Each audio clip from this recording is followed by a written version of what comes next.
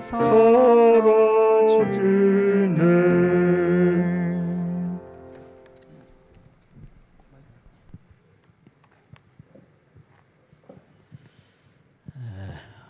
안녕하십니까. 우리 서중환 앞에 지금 목회자 협의회로 우리 담임 목사님과 우리 부목사님 참석 중에 있습니다. 화요 저녁 시간에는 계속해서 그 계시록을 연구하고 있는데 거기에 조금 발맞춰서 오늘 저도 계시록에 있는 말씀을 좀 함께 생각하고자 합니다. 요한계시록 우리 12장과 13장에 나오는 그 특별한 짐승들에 대해서 우리가 생각해 보고자 합니다. 먼저 요한계시록 13장 1절로 3절에 있는 말씀을 한번 봉독하겠습니다. 13장 1절에 보니 내가 보니 바다에서 한 짐승이 나오는데 뿔이 10이요 머리가 7이라. 그 뿔에는 10 면류관이 있고 그 머리들에는 참난한 이름들이 있더라. 내가 본 짐승은 표범과 비슷하고 그 발은 곰의 발 같고 그 입은 사자의 입 같은데 용이 자기의 능력과 보좌와 큰 권세를 그에게 주었더라. 자, 여러분, 이 짐승의 의미가 뭔지, 왜 하나님께서 참 이 세상에 비슷한 짐승들이 있는 것도 아니고 이상한 짐승의 모습을 여기에 나타낸 것을 봅니다. 왜 이렇게 했을까? 참 이것을 우리가 해석한다는 것이 그렇게 쉽지가 않은 것 같아요. 왜 하나님께서 이렇게 어렵게 해주실까? 이거를 알도록 하기 위해서 우리가 노력하고 그렇게 하도록 하기 위해서 하셨나? 그런 의미도 아닌 것 같습니다. 하나님께서는 미래에 대해서, 예언에 대해서 노골적으로 얘기를 했더라고 하면 아마 이 성경책은 벌써 없어졌을 것이라고 생각합니다. 우리 선과 악에 대한 투쟁입니다. 이 선악의 투쟁에서 하나님께서 솔직하게 잘 기록해 놨더라면 아마 전쟁에서 졌습니다. 그래서 하나님께서는 정말 성실하고 진실하고 하나님의 뜻을 따르기를 원하는 사람들의 그 믿음이 하나님께서 비밀로 감추어 주신 이 암호들을 풀 수 있는 길로 인도하셨다고 생각을 합니다. 그래서 오늘 우리가 오늘 여기 13장 2절에 보니까 어떤 짐승이 나오는가 하면은 표범과 비슷한 짐승이 나오지요. 몸은 또 발은 곰의 발 같고 입은 사자의 입 같은데 용이 자기의 능력과 보좌와 큰 권세를 그에게 주더라. 여기 이 짐승이 어디에 나오는 짐승과 비슷합니까? 이미 우리 다니엘 7장에 있는 그 예언들을 우리가 봤습니다. 7장에 나오는 네 짐승의 모습하고 비슷한 것을 보게 돼요. 자, 7장에 처음에 나온 짐승이 사자로 나오지요. 이 사자는 바벨론 나라를 말하는데 이 사자로 대표된 바벨론 나라가 하나님의 거룩한 예루살렘 성을 향해서 침공을 합니다. 성전을 헐고 다니엘의 세 친구를 잡아가고 또 70년 동안 우상 숭배하고 또 수많은 사람들을 포로로 잡아갔지만 그러나 바빌론 나라에서 다니엘과 그 세 친구들이 믿음으로 기도로 버팀으로 인해서 승리하게 되는 것입니다. 그래서 드디어 70년 만에 돌아오게 돼요. 이 나라를 세우고, 그러니까 사단이 가만히 보니까 진 겁니다. 패배했어요. 그래서 이 사자와 같은 바벨론을 보냈는데 다니엘과 같은 몇 사람 때문에 패배했어요. 이제 70년 만에 돌아와서 이스라엘이 다시 성전을 재건하고 예수님을 그 초림을 준비하더라 그 말입니다. 그래서 이제 이 사단은 다시 두 번째 공격수를 내보내는 거예요. 곰으로 대표돼요. 곰으로 대표된 무섭고 사나운 짐승을 이제 보내는데, 바로 이 나라는 메대와 페르시아 나라입니다. 자, 이 페르시아 나라를 통해서 어떤 사건이 또 벌어지는가 하면, 돌아온 유대인들을 다 싹 어디 죽이도록 멸절하는 그러한 일이 벌어지게 되는 것입니다. 이 유대인들을 다 죽이면 누가 못 나오는가 하면 메시아가 못 나와요. 창세기 거기에 보면은 유다 자손 가운데 메시아가 나겠다고 하는 예언이 되어 있는데, 사단이 그것을 알기 때문에 예수님이 탄생될 것을 알고 이제 유대인들을 다 멸절하려고 하는 그런 음모를 꾸몄던 것입니다. 이 사건이 무슨 사건인가 하면 에스더 사건이에요. 모르드게와 하만 사이에 벌어졌던 그런 사건이에요. 그 에스더가 성경에 그렇게 삽입된 것입니다. 그 사단이 하만을 통해서 유대인을 싹 죽이려 할 때, 이때 누가 나타나는가 하면은 에스더가 나타나는 거예요. 예쁜 에스더가 왕의 마음을 사가지고 유대인을 살려내는 것입니다. 그러고 보니 사단이 또 실패한 거예요.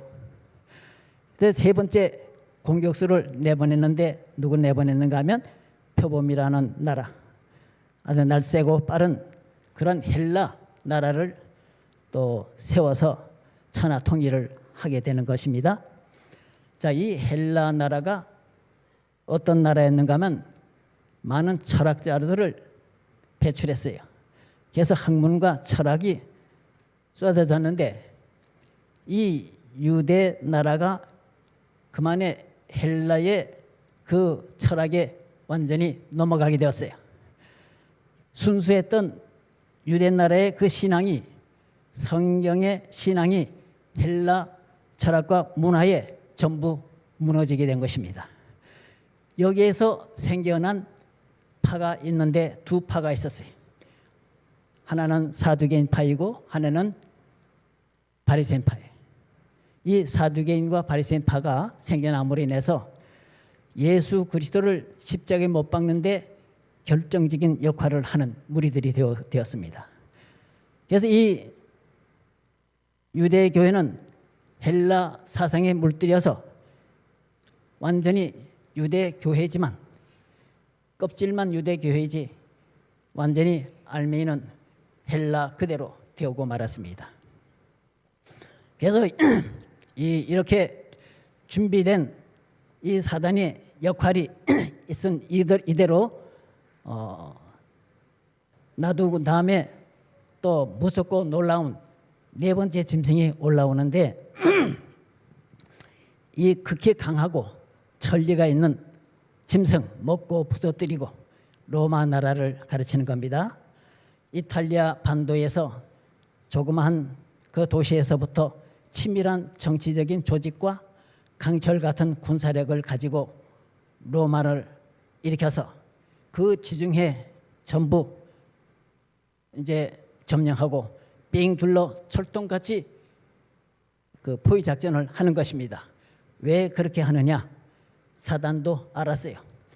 머지않아서 여자의 후손 메시아가 탄생할 날이 가까웠다는 것을 알고 있기 때문에 철저한 공격에 대비를 해놓는 것입니다. 이런 상황 속에서 예수님께서는 정말 때가 참에 그의 아들을 보내사 하는 말씀이 있어요. 때가 차매. 그게 때가 찼어요. 그런데 예수님이 오실 그 때와 장소가 너무 어려운 것입니다. 가장 어려울 때, 가장 어두울 때, 힘들 때 예수님이 드디어 이 땅에 탄생하셨어요. 그래서 예수님이 오셨지만은 사단과 선악의 투쟁에서 예수님은 한 번도 패하지 아니하시고 결국은 십자가에서 승리를 했습니다. 구원의 역사를 아주 깨끗하게 이기시고 다 이루었다고는 말씀으로 하시고 하늘로 승천하셨습니다. 요 말씀이 요한계시록 12장 5절에 이렇게 말을 했어요. 여자가 아들을 낳으니 얘는 장차 철장으로 만국을 다스릴 남자라. 그 아이를 하나님 앞과 그 보좌 앞으로 올려가더라 그랬어요. 자, 여기 장차 철장으로 만국을 다스릴 남자 누군가요, 여러분? 예, 예수님이십니다. 그 아이를 하나님의 앞에 보좌로 올라갔다는 얘기는, 자, 예수 그리스도를 십자가에 못 박아 놨는데 로마 병정들이 3일 동안 철저하게 지켰어요. 그런데 예수님이 3일 만에 무덤을 뚫고 부활하신 겁니다. 그래서 약속을 굳게 하시고 하늘로 승천하셨습니다. 아, 사단이 어떻게 했어요? 닭 쫓던 개가 지붕을 쳐다보는 격으로 아주 그냥 허탈감에 빠진 모습이었습니다. 그러니 사단이 번번이 계속 실패하는 거예요. 이제 그 하늘에서부터 대적하던 그 예수가 이 땅에 절호의 기회인데 다 실패하고 말았어요. 결국은 승리하시고 하늘로 훌쩍 올라가고 말았어요.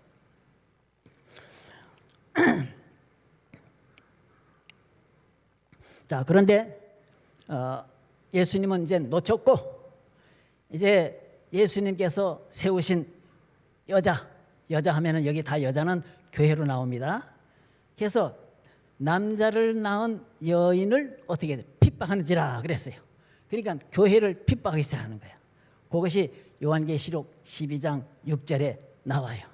그게 여자가 광야로 도망하매 거기에서 1260일 동안 저를 위하여 양육하기 위하여 하나님이 예비한 곳이 있더라 그랬어요. 자, 이제 사단이 여자를 막 때리니까 도망가야 되겠죠. 그래서 핍박을 하니까 이제 광야로 이제 도망가는 거예요. 얼마 동안? 1260일. 1260년이라고 보면 됩니다. 이를 년으로 계속해요. 성경에 보면은 42달이라는 기간이 나와요. 또 한때, 두때, 반때 기간이 나와요. 다 날수를 따져보면은 1260일이 됩니다. 1260년. 그 로마 교황이 하나님의 백성들을 핍박하고 하나님을 대적하고 하나님의 율법을 변경하는 그러한 참남된 일을 하는 기간이 1260년 동안. 이 기간이 종교 암흑시대라고 그래요. 우리 역사에 나오죠. 그래서 그 긴 기간 동안에 이제 사단은 막 두들패고 죽이고 또 이상한 교리를 만들어서 유혹하고 이제 그 기간 동안에 핍박을 해서 거의 멸절시키려고 그러세요. 물을 강같이 토했다는 말은 그만큼 이제 하나님의 백성들을 익사시키려고 하는. 그런데 어떻게 했어요? 12장 요한계시록 12장 16절에 보면은 땅이 여자를 도와 그 입을 벌려 용의 입에서 토한 강물을 삼키니 그랬지요. 자, 막 핍박이 심한데 뭐이 도왔는가 하면은 땅이 도왔어요. 자, 우리 중세 시대에 쭉 보면은 그 신대륙을 발견했어요. 나라를. 그래서 신대륙 발견 미국이라는 나라를 발견됐어요. 그래서 이 오랫동안 받던 핍박이 그만에 그쳐졌어요. 유럽에서 핍박 받으면은 어디만 가면 핍박이 그쳐져요? 미국이라는 나라에 가면 핍박이 그쳐져요. 미국이라는 나라는 처음부터 종교 자유 나라니까. 그러니까 땅이 도와준 겁니다. 그래서 여기에서 뭐 어떤 백성이 일어나는가 하면 남은 백성이 일어나게 되는 것입니다. 그러니 땅이 도와주니 사단이 어떻게 했어요? 대단히 분노하는 겁니다. 분노해서 이제 또 핍박을 시작하는데 그 요한계시록 12장 17절의 말씀을 보시면은 거기 내용이 나옵니다. 영이 여자에게 분노하여 돌아가서 그 여자의 남은 자손 곧 하나님의 계명을 지키며 예수의 증거를 가진 자들로 더불어 싸우려고 바다 모래에 섰더라. 자, 여러분, 이제 땅이 도왔어요. 미국이라는 나라가 세워져 가지고 모든 핍박받는 사람들은 미국에 와서 자유롭게 신앙생활을 하게 되었다 그 말입니다. 그러니 사단이 또 분노하잖아요.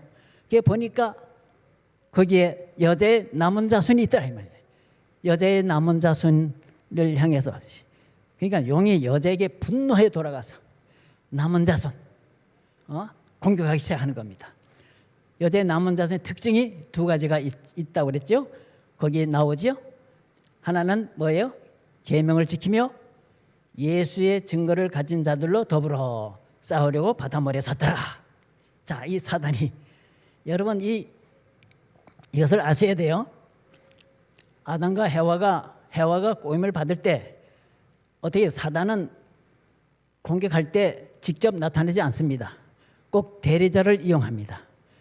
해와를 꼬일 때 자기가 나서지 않았어요. 사단이 안 나타났습니다. 아름다운 그때 최고의 아름다운 은빛 금빛 찬란한 새를 통해서 유혹했던 것입니다. 그래서 마지막 하나님의 백성들을 핍박하고 하는 것은 세상의 권력을 통해서 핍박하고 공격한다는 사실을 우리 성경의 역사를 통해서 분명히 보게 되고 알게 돼요. 그러한 가운데서라도 우리 하나님의 계명을 지키고 예수님을 우리를 구속하신 예수 그리스도의 십자가의 보혈을 의지하고 믿음으로 사는 백성들에게는 우리 하나님의 은혜 아래서 승리하는 것을 역사를 통해서 보이게 됩니다. 자, 그런데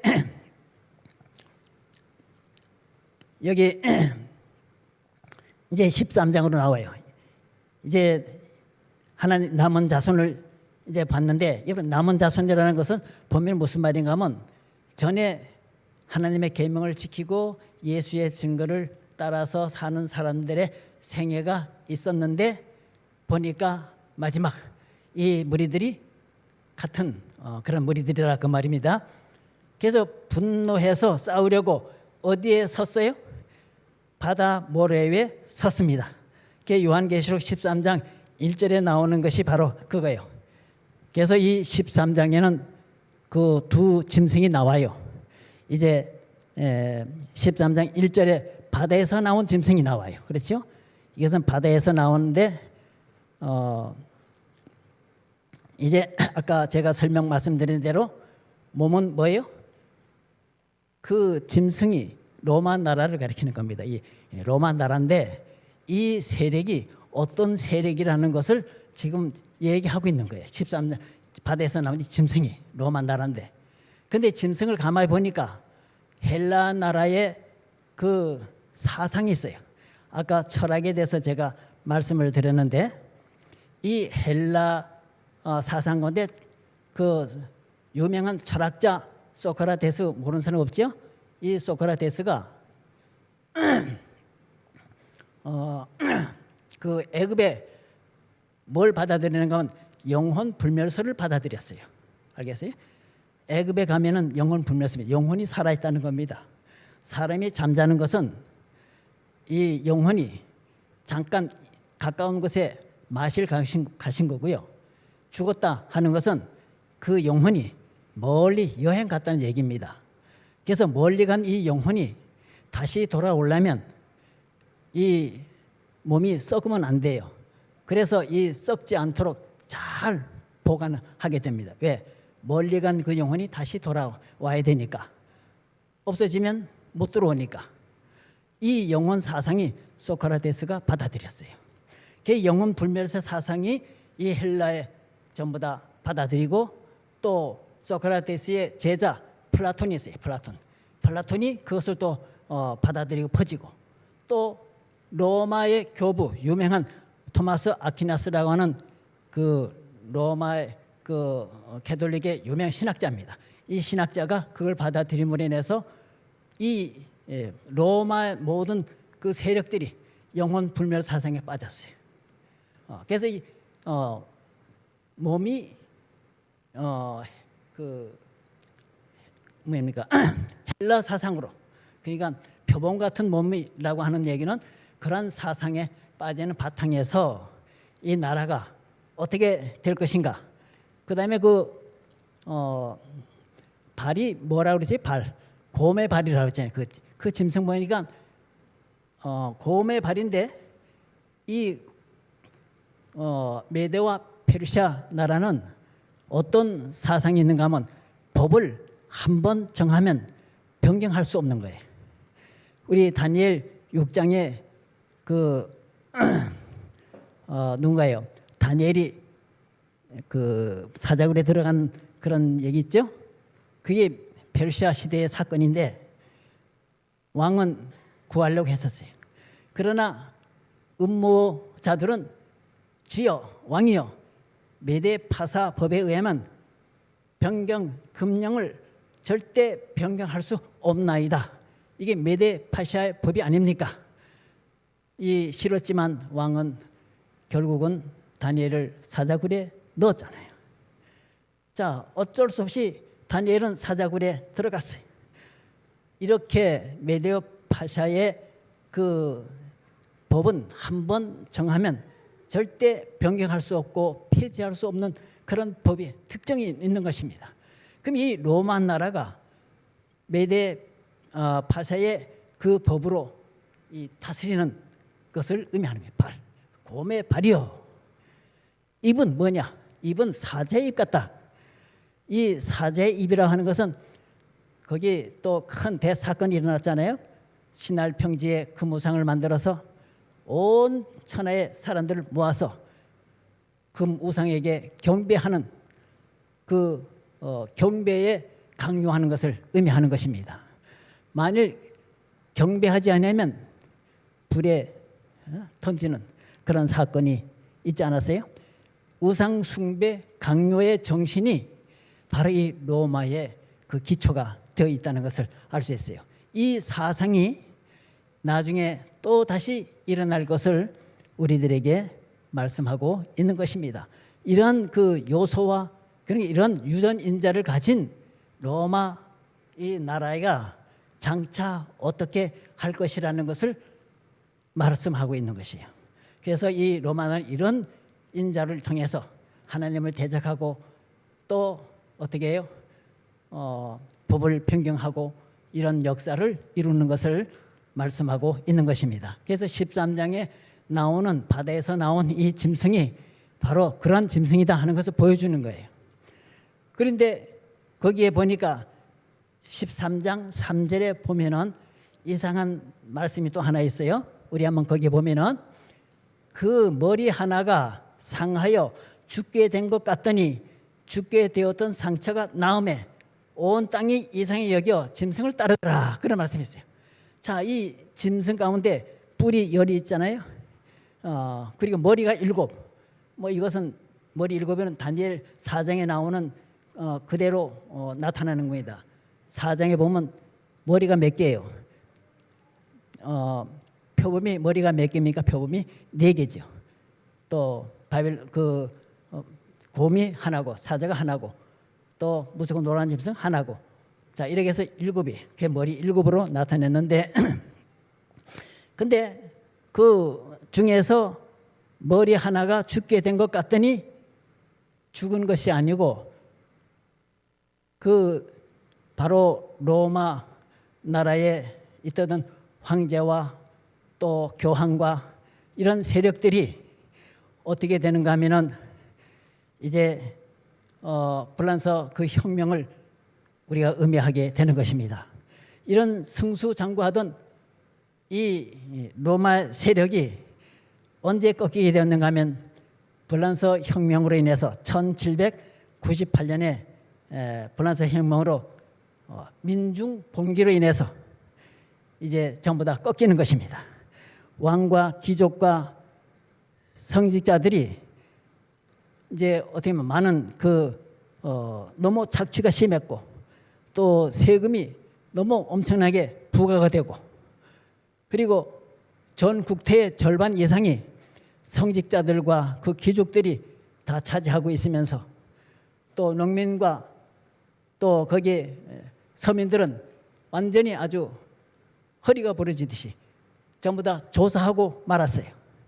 그래서 여기에서 뭔가 하면 민중 봉기가 일어났어요.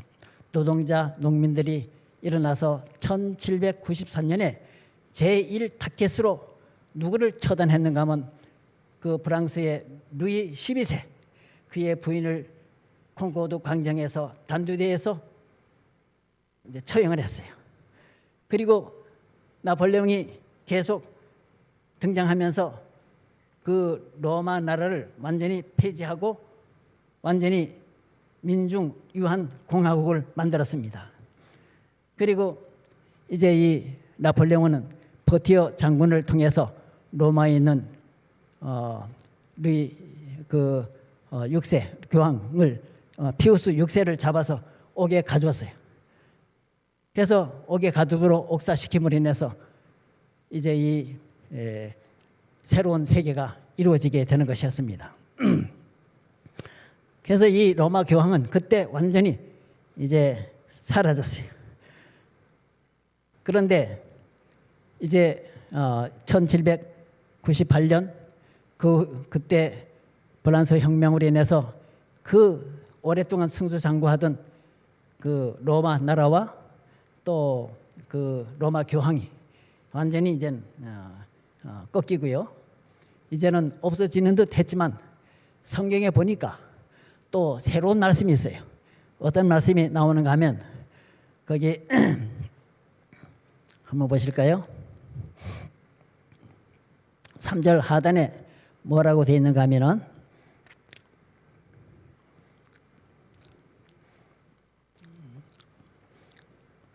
죽게 되었던 상처가 나음에 온 땅이 이상히 여기더라. 그런 말씀이 나오죠. 그렇죠?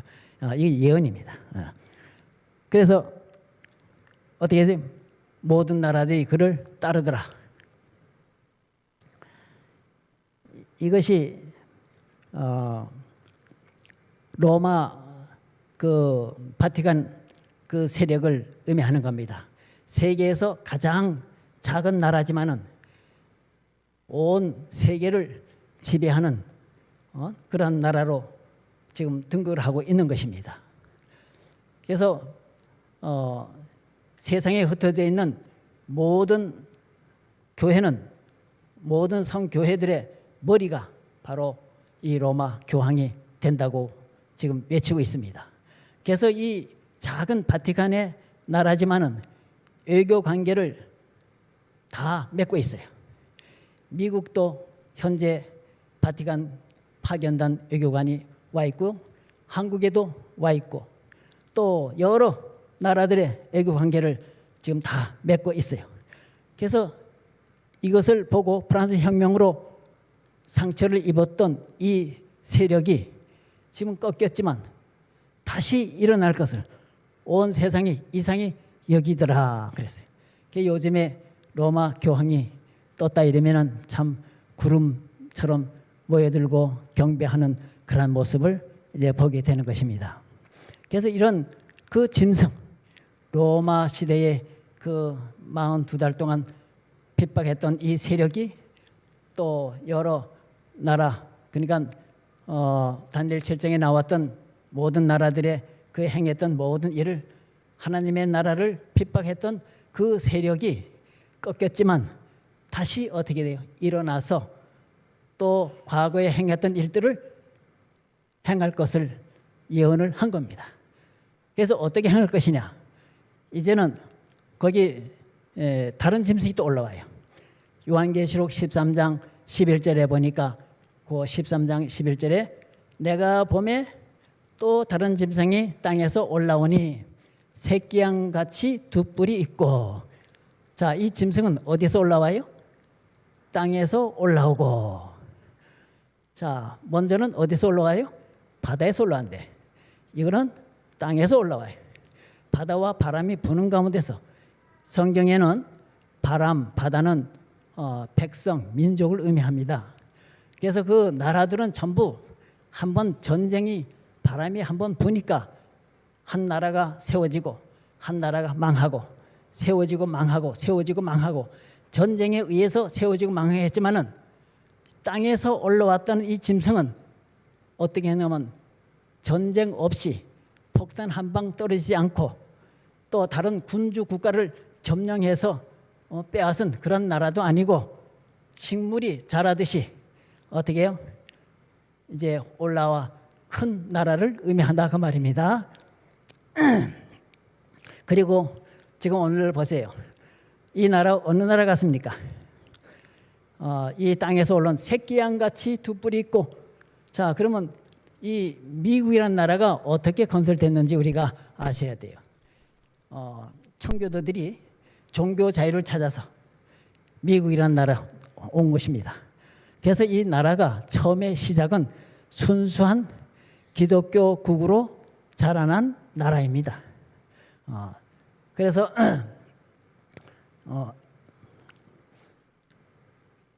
이 왕은 이 나라는 양은 여기 양으로 대표된 이 짐승은 우리 성경상으로 누구를 표상합니까?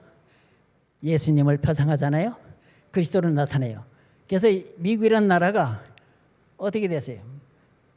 예수 그리스도의 정신으로 시작한 나라이다 그 말입니다. 순수한 기독의 정신으로 박해의 정신으로 종교를 잘 찾아서 피리탄들이 그리스도를 믿고 예수님의 정신으로 시작한 이 나라가 어린 양으로 시작했다 그 말입니다.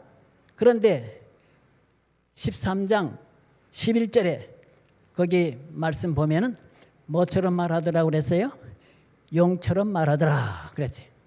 자, 이 말씀이 바로 무슨 말씀인가 하면 처음 시작은 누구처럼 시작했는가 하면 어린 양처럼 정말 순진하게 믿음으로 시작했지만 결국은 보니까 용처럼 말하더라. 자, 예수 그리스도의 정신으로 시작한 나라지만 누구의 정신으로 커질 것이라는 것을 말씀하고 있는 것입니까? 사단이에요. 예. 용. 그 요한계시록 12장 7절에 보면 하늘에서부터 타락한 천사, 예? 사단이요, 마귀요, 또 거짓이요. 자, 이런 그 용의 정신을 받아가지고 활동하는 모습을 보게 되는 것입니다. 자, 여러분 이 미국이라는 나라가 이 로마 세력이 완전히 멸망하고 그 다음에 새로운 로마와 같은 세력을 떨쳤던 그 세력이 최근에 18세기에 와서 전 세계를 지배하고 있는 나라가 되었다 이 말입니다. 이 미국이라는 나라가. 그래서 미국 언어를 쓰면은 어디 가든지 편리해져요. 그 세력 있는 나라의 언어를 쓴다는 것은 자랑스러운 게 되죠. 또 세계를 지배하고 있는 이 나라의 돈을 사용한다는 것이, 달러를 사용한다는 것이 또 어디 가나 쉽고 유용하게 사용할 수가 있는 그런 시대가 됐다고 말입니다. 헬라 나라 시대처럼 이제는 그런 시대가 되었어요. 자, 불과 200년밖에 안 되는 짧은 기간에 전 세계를 지배하는 강대국이 되었다고 말입니다. 그래서 이 강대국이 된 이 미국이 그리스도의 정신으로 시작된 나라지만 나중에 보니까 누구의 정신을 받아요? 과거에 가졌던 로마의 그러한 정신을 받아가지고 용처럼 말하더라 그 말입니다. 자, 우리 이게 참 심각하게 받아들여야 됩니다. 우리가 좀 딱딱하고 좀 이해하기가 어렵지만은 이거는 참 중요한 우리 예언의 말씀이기 때문에 우리가 알아야 돼요. 그때 그 나라가 어떻게 돼요? 이 미국이라는 나라가 장차 어떻게 할 것인가? 여기 계시록 13장 16절에 거기에 있는 말씀을 봐요. 거기 뭐라고 있는가 하면 저가 모든 자, 곧 뭐예요?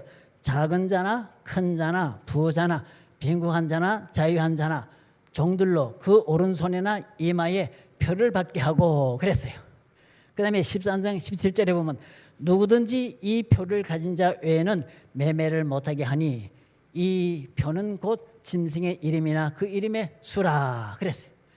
자, 미국이란 나라가 어떻게 할 것이라는 걸 얘기했는가 하면 이 짐승의 영향을 받아가지고 이제 앞으로 표를 만든다는 거예요. 표.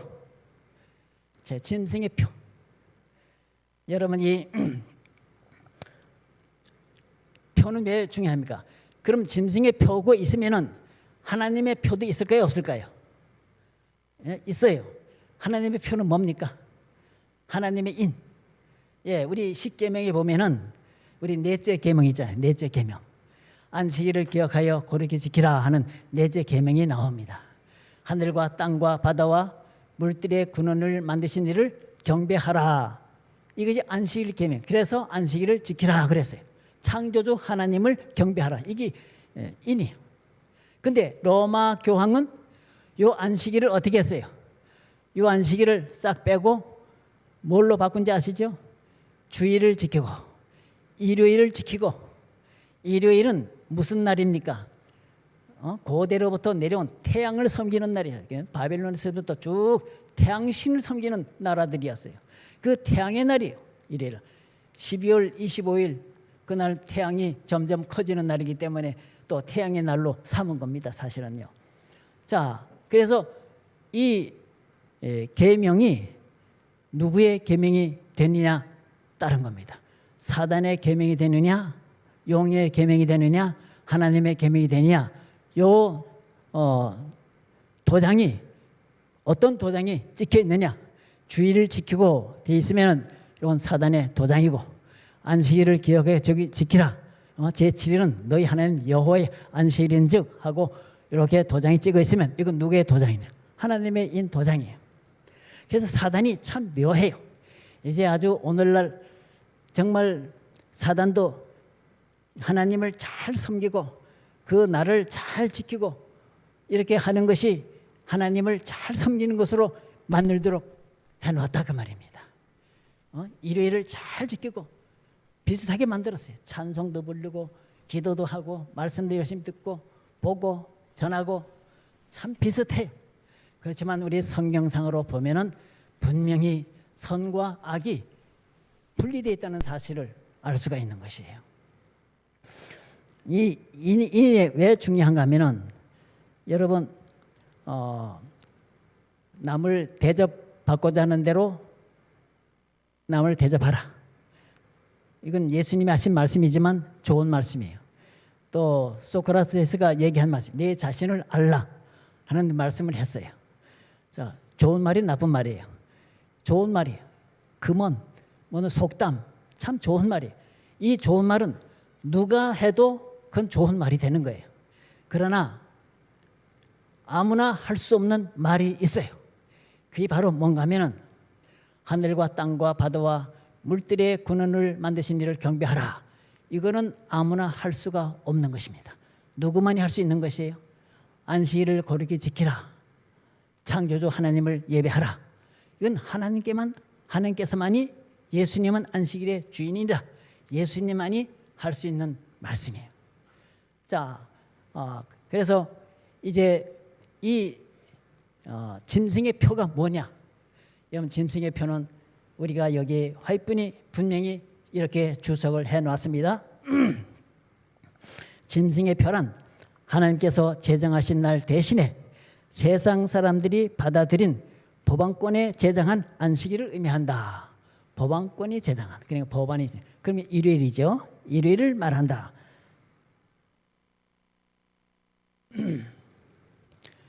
그래서 이제 앞으로 이 짐승의 표를 받도록 만들 것입니다. 우리 화이트분에 쓰신 여러 말씀들이 여기에 관해서 있지만은 제가 간단히 줄이려고 합니다. 이제 사단은 미국이라는 나라를 통해서 뭘 제정하는가 하면 법을 제정합니다. 법을 한번 제정하면 이건 과거의 로마가 메데 파샤 법처럼 변경할 수가 없게 될 것입니다. 어떤 법을 정할 것이냐? 사회가 너무 문란하니까, 또 모든 활동이 너무 무질서하니까 신성하게 하기 위해서 일요일을 거룩한 날로 만들자. 우리 대쟁주에 쭉 나온 말씀입니다. 그래서 사회 정화를 위해서는 일요일이라고 하는 날을 거룩한 날로 만들자 하는 것입니다. 그래서 종교 자유의 나라 미국이 헌법으로 제정할 것이라고 그랬어요. 우리나라가 하는 것은 우리나라는 미국이라는 나라입니다. 화이트분이 얘기하니까 우리나라가 헌법을 무시하고 일요일을 거룩한 날로 지키라고 제정할 때는 어떻게 돼요? 이거는 우리 하나님의 백성들이 투쟁하는 그런 시기가 왔다는 것을 말하고 있는 것입니다. 그래서 법으로 제정되면 모든 사람들은 뭘 지켜야 되겠습니까?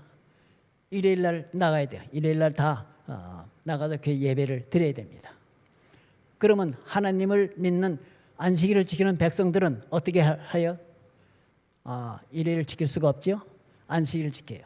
주목받게 되고 또 어떻게 돼요? 그 우상에게 경배하라고 할 때 그 전까지는 괜찮았지만은 명령이 떨어졌을 때 우뚝 서 있었어요. 경배하지 않고. 자, 모든 사람에게 주목받는 사람이 되었어요. 조롱받는 사람 대상이 되었어요. 그렇지만 어떻게 했어요?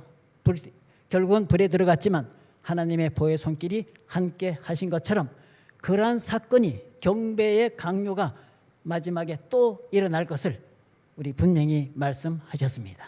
그래서 우리 앞으로 이 안식일을 지킨다는 이 의미가 대단히 중요한 것입니다. 그런데 아직은 여기 보면 아직은 짐승의 표를 받는 자 아니다 그랬어요. 언제 받느냐?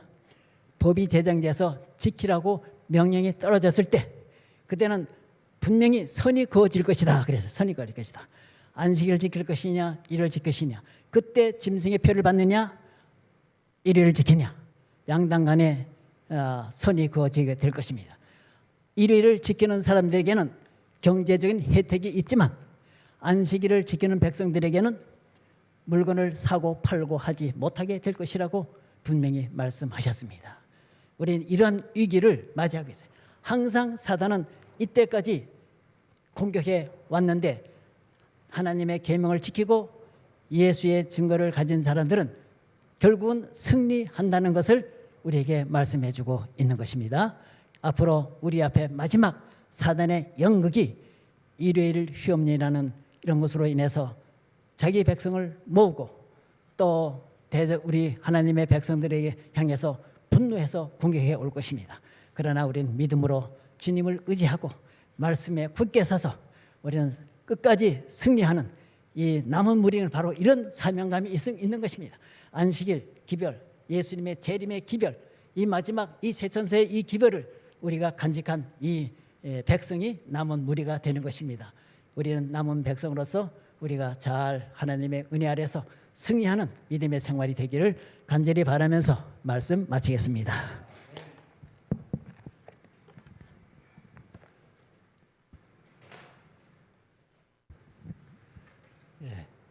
일어나셔서 367장 찬미를 부르시고 목사님 기도하시겠습니다. 367장입니다.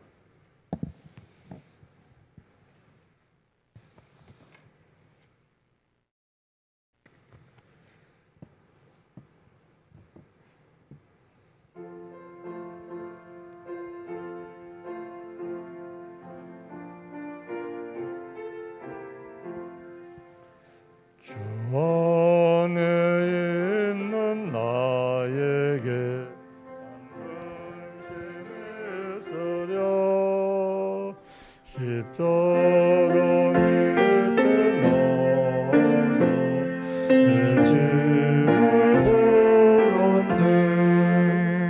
주님을 찬송하면서 할렐루야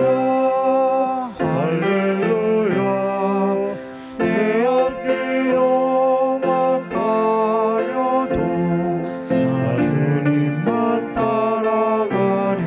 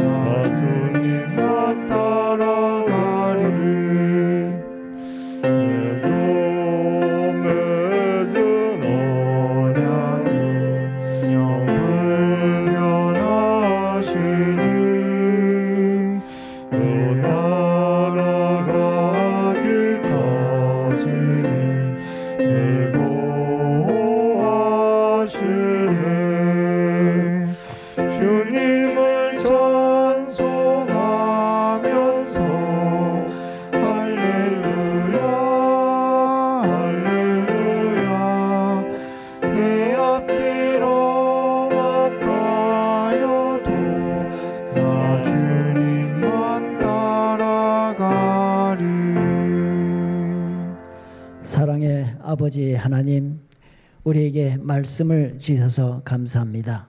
또 가야 할 방향을 알게 해 주셔서 감사합니다. 이 세상이 어떻게 종말이 끝날 것인지를 우리에게 여러 상징으로 표상으로 보여주셨사오니 아버지 하나님, 우리 말씀 안에서 매일매일 승리의 삶이 되게 하여 주시고 항상 주님을 우러러 바라보며 사모하며 주님의 말씀 안에서 매일 승리하는 생활이 되도록 복을 주시옵소서. 또한 아버지 하나님, 지금 우리 소중한 앞에 모든 목회자들이 또 하나님의 사업을 위하여 협의를 하는 가운데 있겠사오니 좋은 협의가 되게 하여 주시고 또 아름다운 또 좋은 협의로 인해서 아버지께 더 큰 영광이 되는 주님의 사업이 되도록 복을 주시옵소서. 이 자리에 참석하지 못했고 또 각 가정에 있는 주의 자녀들 항상 사랑의 손길로 지켜주시고 보호하여 주시옵소서. 이제 돌아가는 길 주님께서 인도해 주셨기를 바라옵고 예수님의 이름으로 기도드리옵나이다. 아멘.